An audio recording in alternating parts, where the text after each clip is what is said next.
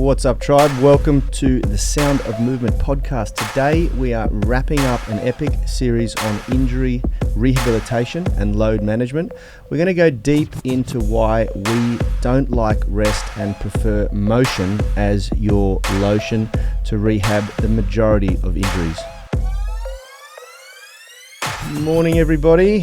If it's your first rodeo, if it's your first run with us, my name is Yanni Bullmeister. I've got the voice of God behind the mixer, Richard Lellies. How are you, Rich? Good morning. I'm good. And we are two of the founders of Unity Gym and the Unified Movement System. Of course, missing in action is my brother Rad and Phil White, our resident physiotherapist, both away. And we're going to be ripping it up today, talking about one of Phil's passion projects, which is Motion is Lotion, and it's since become an ethos around Unity Gym.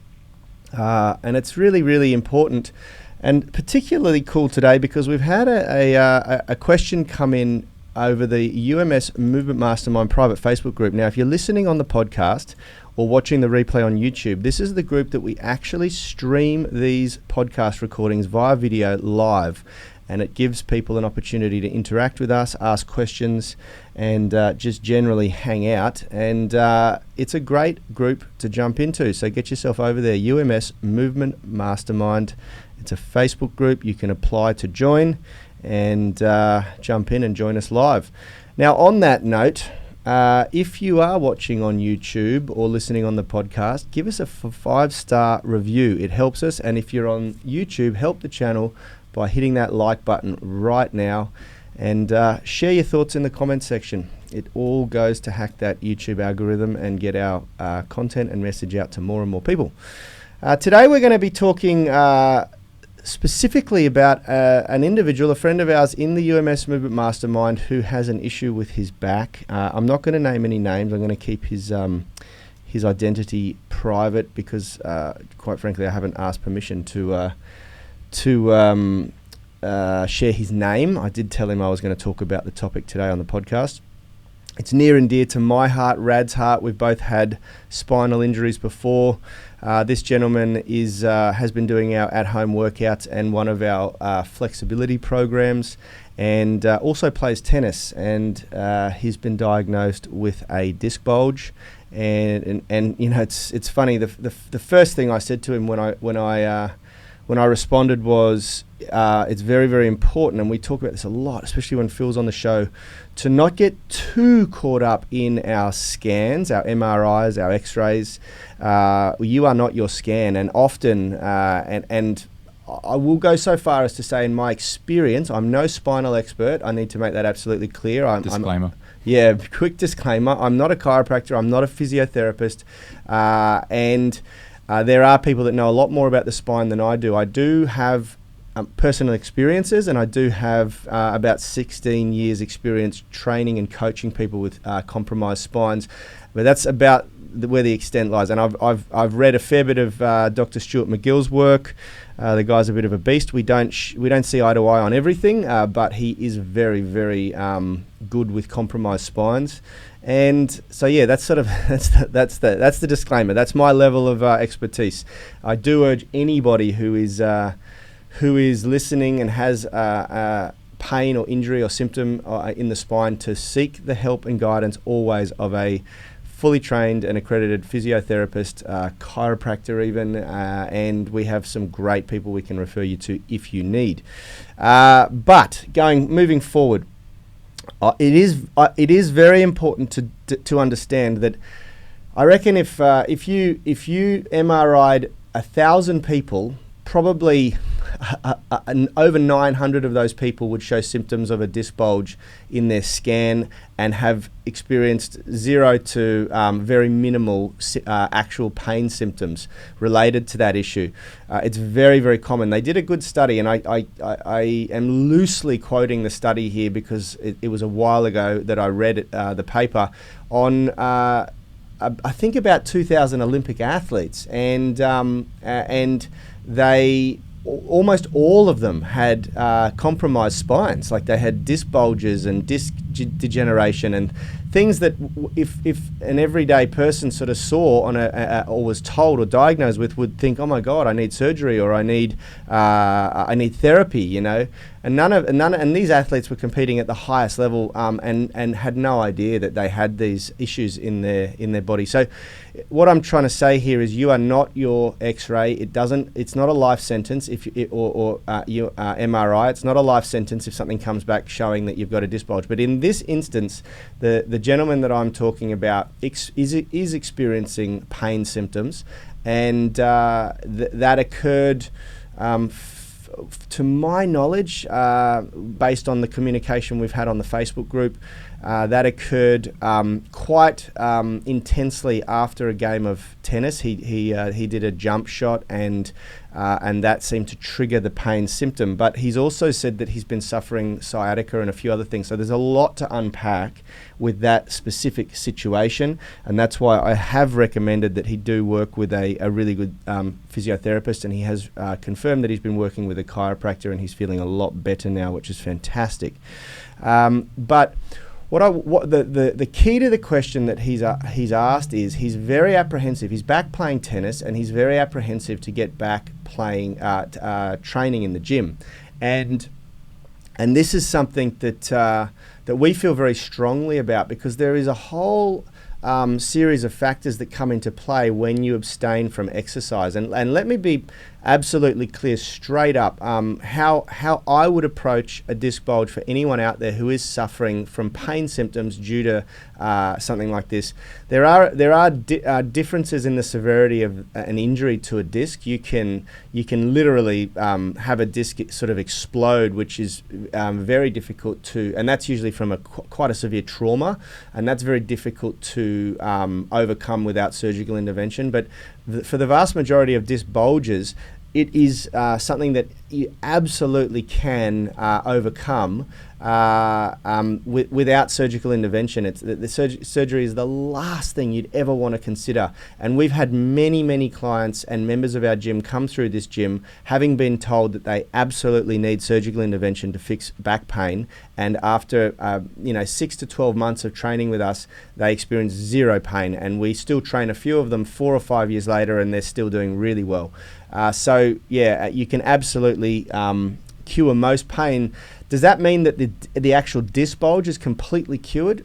Sometimes not. Sometimes you go back, if you went back and had an MRI, you'd still see that there is visual compromise in the structure of the spine, but the pain may have completely gone. So, that's another example of you are not your scan. It doesn't necessarily indicate that the visual issue doesn't always correlate perfectly with the pain symptom that you're experiencing or how your body is feeling, So that's the first thing I want to make clear. But the second thing that you need to understand is that by abstaining from exercise, which is, I've been there myself. I shared my personal story after having quite a severe horse riding accident as a child yesterday on the podcast.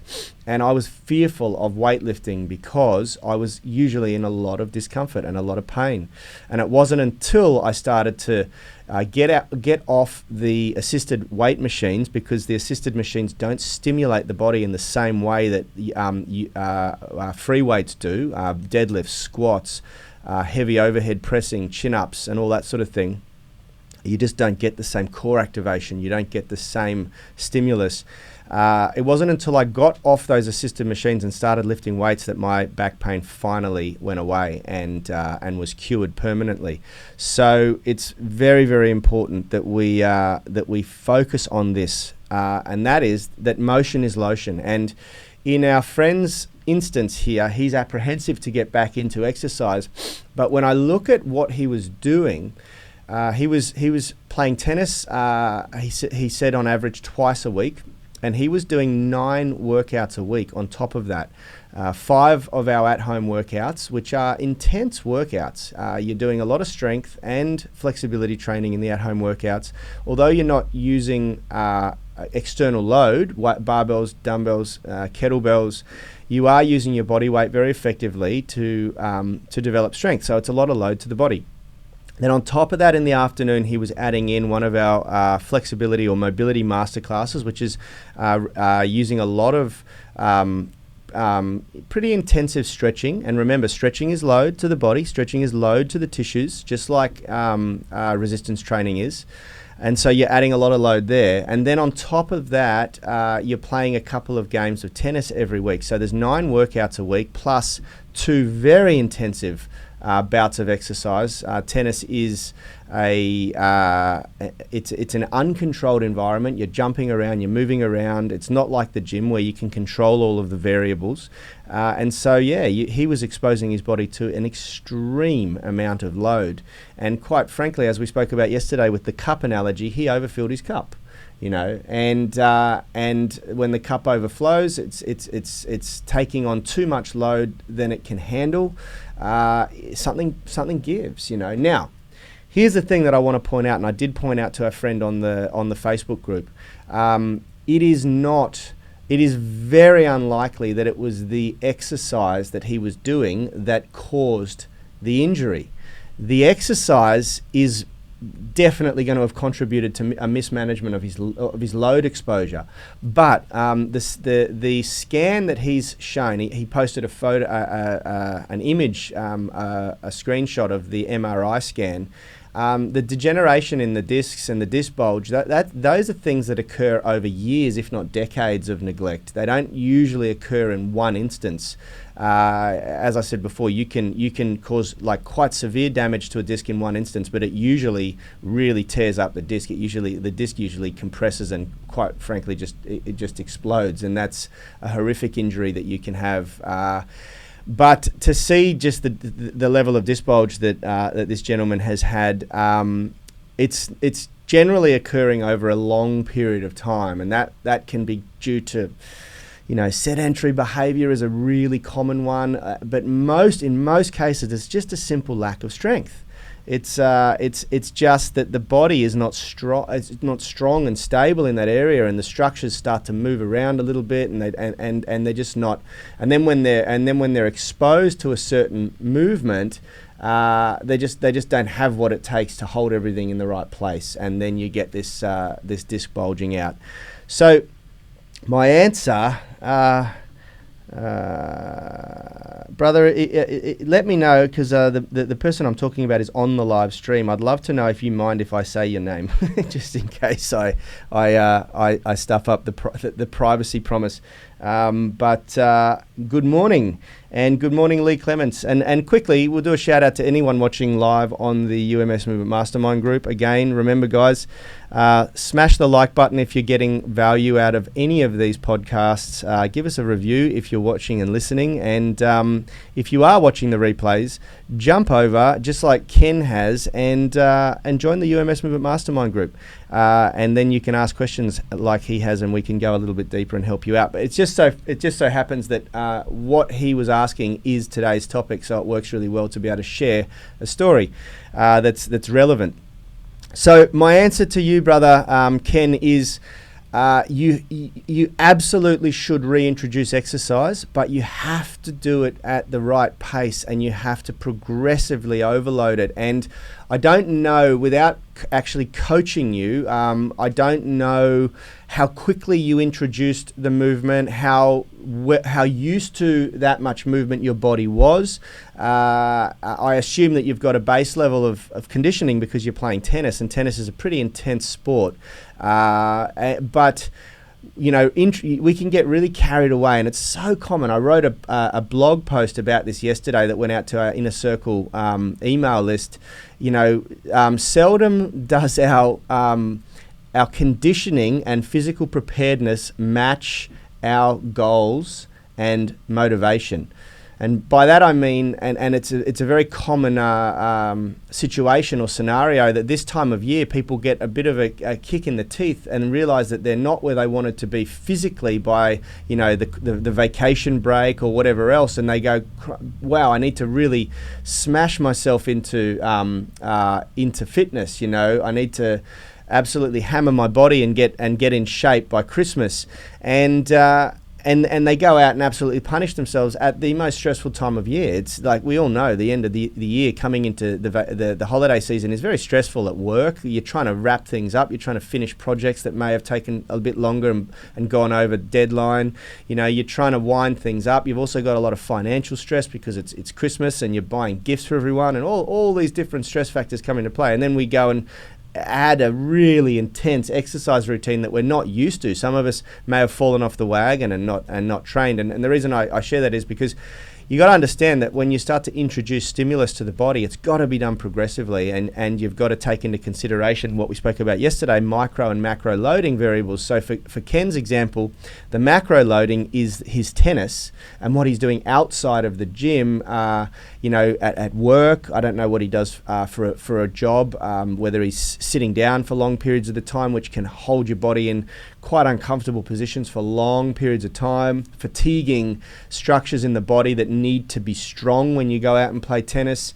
Then when you add the micro loading variables of how he's performing the exercises in the gym, what's his form and technique like, what's the amount of intensity he's stretching to, did you go and play tennis straight after doing a really intense stretching session, which could have really left your body feeling a little bit, not feeling, literally vulnerable, He's made a comment here. I thought I was in pretty good shape as I always have been working out on a regular basis, yoga, weightlifting and tennis. There you go. And so in that case, I think it's probably just a case of going into a game of tennis, having fatigued the body, having loosened up structures that needed to be strong and stable, and that's where I would look at. We spoke yesterday about with Richie. The reason I use this story is because I know Richie trains the guy. Richie trains a rugby player at lunchtimes here, and he's had to change up the training split to accommodate our members' rugby, both training days. He trains in the evenings a couple of times a week, and then game day on the weekend. And you've got to take that into consideration, because you can't walk straight into a competition. And I'll call your tennis, Ken, a competition. You're competing against someone else, and you're demonstrating your strength, flexibility, fitness, which is a fantastic thing to do, and we encourage people to do that. But you have to take into consideration how you're loading the body up until the point of going out and playing.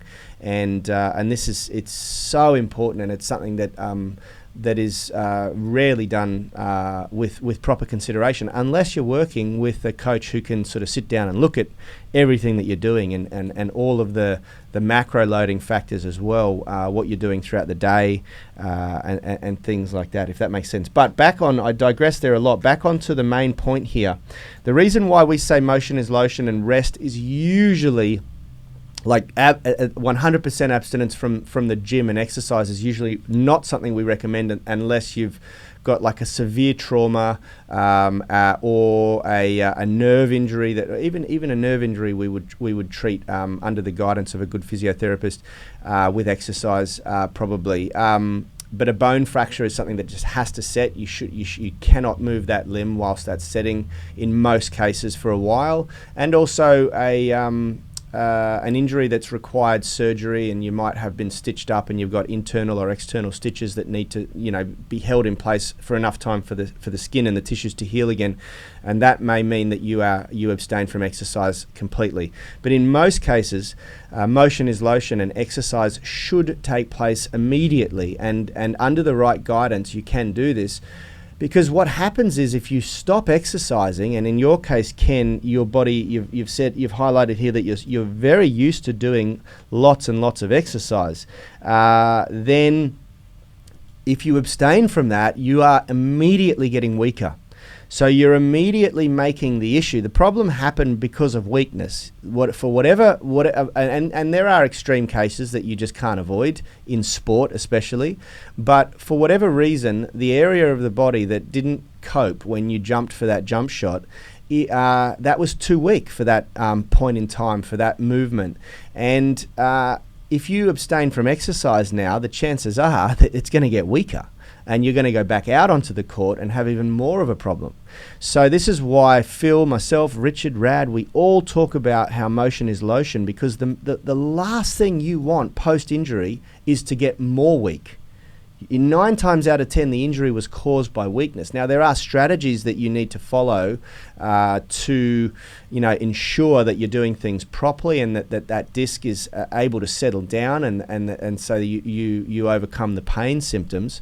Without you really just need the right guidance for that, the right coaching for that. But 100% to answer your question very specifically, and I'm just going to jump back over to it if you guys don't mind. He said, where am I? I'm just racing through. It's a big question. Now I feel a lot better, but I'm very afraid to go back to the workouts I was doing before, including the stretches, lest I get injured again. I hear you talk about working through injury and doing proper load management. However, I never really pushed myself that hard to the point where I thought I would get any injury, let alone something so bad. It's very hard to gauge how much and what to do now to gain strength and mobility without re-injuring myself. Any advice would be appreciated. Many thanks. So, first and foremost, as I've said in the comments below, Ken, for you specifically, it's very, very rare that what you have experienced there has happened even in a couple of months. It's usually due to years of doing something a certain way that the spine starts to lose its integrity like that. So I would be very confident in saying that you need to just get back into doing what you were doing. Weightlifting especially is going to be really important, but you need to obviously do it all progressively, and you need to work on your flexibility as well. You need to do it in a way where the body is going to slowly get exposed to stimulus and just build on that.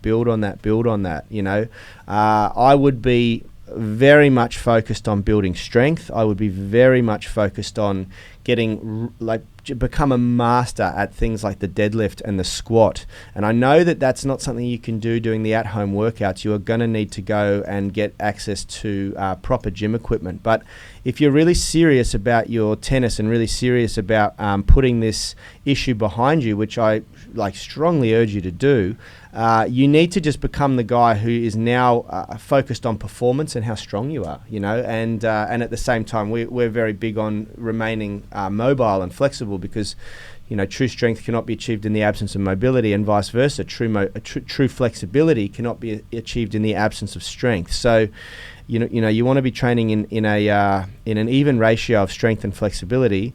And you want to do it under the right guidance, and so that you make sure that the exposure is layered, it's systematic, and it's approached progressively, so you don't overload the body. And then on top of all of that, you need to make sure that you're taking into consideration the macro and micro loading factors, so that you're not interfering with your tennis when you go and lift or stretch.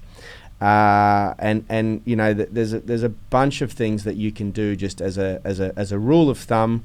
Never ever stretch before a tennis game. It's going to be really, really counterproductive. You can do mobility warm-up drills, but you never go and stretch. You never because you're sort of asking the body to do very explosive, very powerful, very strong movements. You need stability at that point, and stretching can affect stability, and then the other thing is, you just got to take into consideration what you're doing the day before you're planning to play tennis. And really, quite frankly, I wouldn't be doing too much, brother. I would be planning my routine in a way where either on the days that I'm going to play tennis or the day before I'm going to play tennis, I would be training a lot lower intensity, a lot lower volume, maybe even just doing some good mobility drills like our 18-minute mobility routine.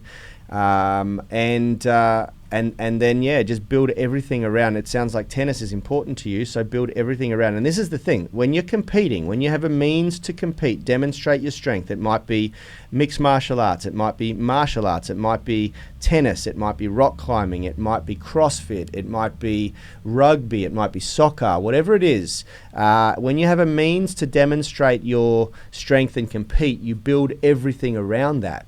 It's not the other way around. You don't fit that in with your training. And so you need to make sure that you're doing that really, really well. I hope that helps. Said, I'm getting back to playing some pretty intense tennis now, just worried about resuming the stretching that I was doing before.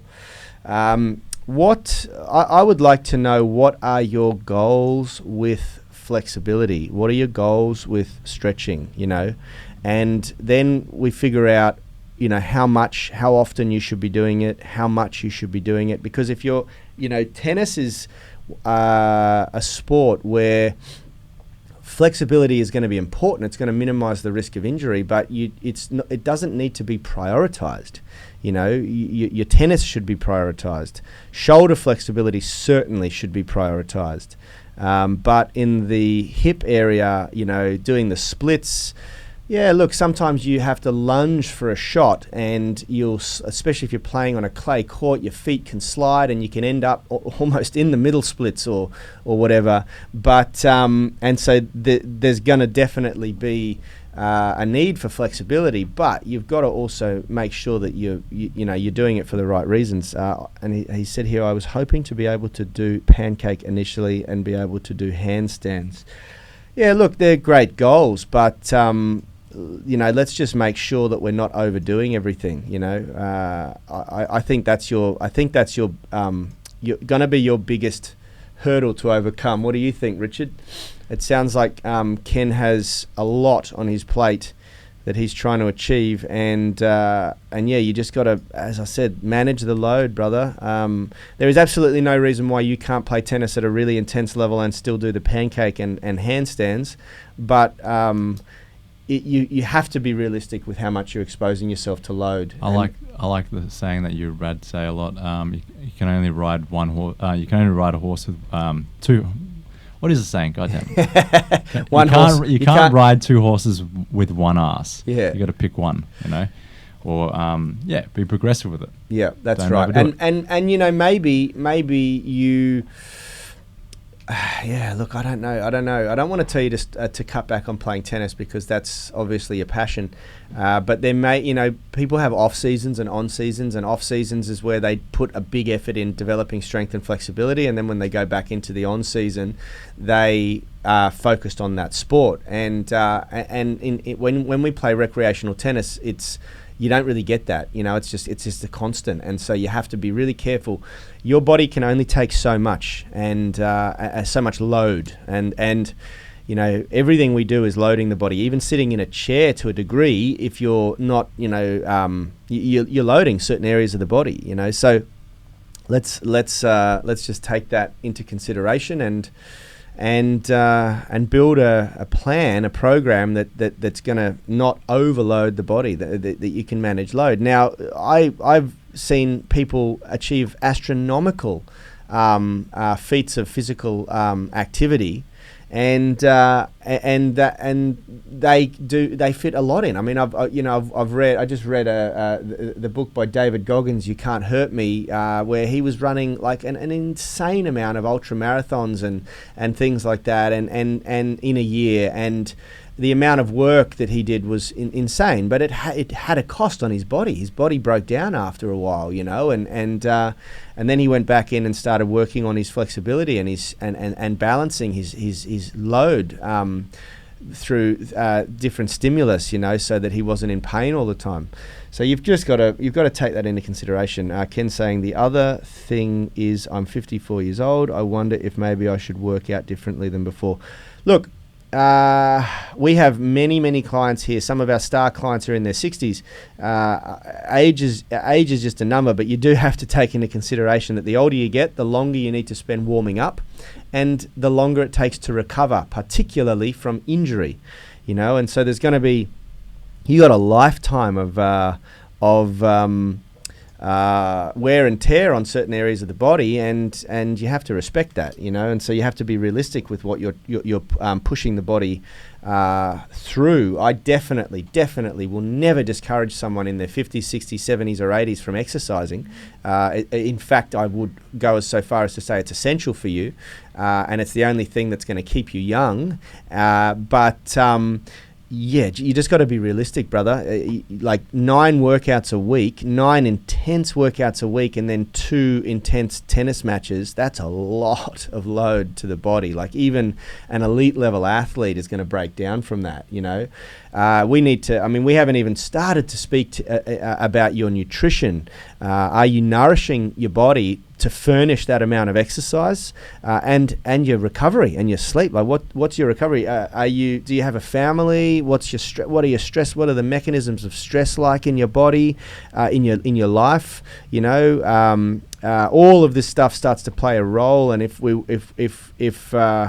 you know, and those are things that a coach will have to take into consideration when they're looking at whether you're overdoing exercise or not. It's not something I can say here, not knowing all of these other variables. I'd have to look at everything there to tell you whether, you know, 11 really intense exercise sessions a week, that's including the tennis matches, is too much for you, you know. But by God, you'd want to be sleeping 9 hours a night for sure. That's 10 hours on the pillow, 9 hours of sleep, I'd say. That's what a professional athlete would be going for. And I would be making sure that my nutrition is really dialed in, you know, that I'm eating in a manner that is furnishing my exercise routine and regime, not eating in a manner that's putting more stress on my body, you know. And there are heaps of things that you can do to do that.